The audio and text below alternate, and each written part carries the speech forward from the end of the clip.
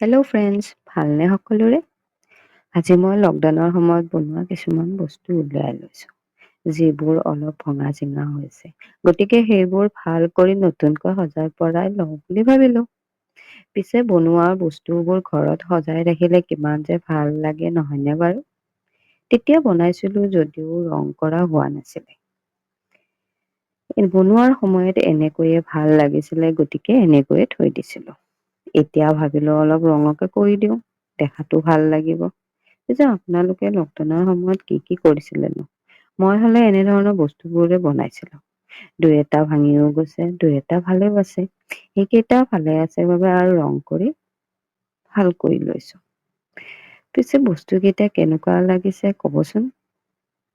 ভিডিঅ'টো ভাল লাগিলে লাইক, কমেন্ট আৰু শ্বেয়াৰ কৰিব। ভিডিঅ'টো শেষলৈ চোৱাৰ বাবে থেংক ইউ, বাই বাই।